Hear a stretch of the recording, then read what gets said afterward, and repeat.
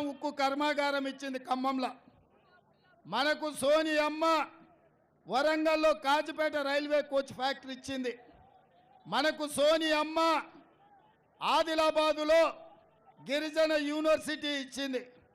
మనకు సోనియమ్మ రంగారెడ్డి జిల్లాలో ITIR corridor ఇచ్చింది.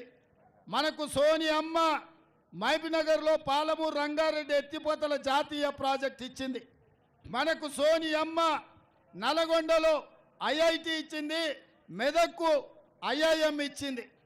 కానీ వీటన్నిటిని నరేంద్ర మోడీ గారు కాలగర్భంలో కలిపేసి మనకేమిచ్చిండయా అంటే నరేంద్ర మోడీ ఏమిచ్చిండు? నరేంద్ర మోడీ ఏమిచ్చిండు? మన దుబ్బాకల ఆదోర కూడా ఢిల్లీ నుంచి మోడీ నుంచి 100 కోట్లు తెస్తా అంటే ఆదోర కూడా దుబ్బాకల పట్టం కట్టిండ్రు. దుబ్బాక రైతులకు, దుబ్బాక నిరుద్యోగ యువకులకు ఏమిచ్చిండయా? ఢిల్లీ దొర గిదే ఇచ్చిండు, దుబ్బాక దొర కూడా గిదే ఇచ్చిండు. నేను అడుగుతున్నా, వాడు పోతే వీడు, వీడు పోతే వాడు, తాత పోతే అల్లుడు, అల్లుడు పోతే మనవడు, మనవడు పోతే వాళ్ళ సుట్టపోడు.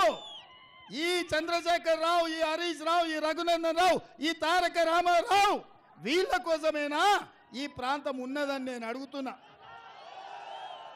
పేర్లు మాత్రమే వేరు, రంగు మాత్రమే వేరు, వీళ్ళ రుచి వాసన ఒక్కటే, వీళ్ళ ఆలోచనలు ఒక్కటే. పొద్దుపూట 2 పార్టీలు, రాత్రిపూట ఒకటే పార్టీ. పొద్దుపూట మనకు చూడడానికనే 2 పార్టీలు, రాత్రిపూట మాత్రం ఒకటే పార్టీ.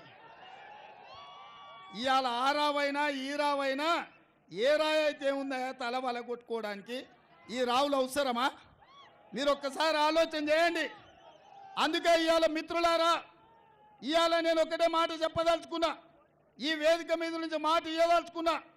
నీలం మధు ముదిరాజు నీడ గెలిపించండి.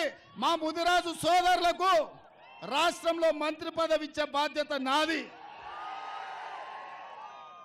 బీసీ డి గ్రూప్ నుంచి మీకోసం కొట్లాడి సుప్రీంకోర్టు నుంచి బీసీ డి గ్రూప్ నుంచి ముదిరాజులను ఏ గ్రూపులకు తెచ్చే బాధ్యత నీలం మధు తీసుకుంటాడు. మా Yadav. For more videos like this, subscribe Big TV channel.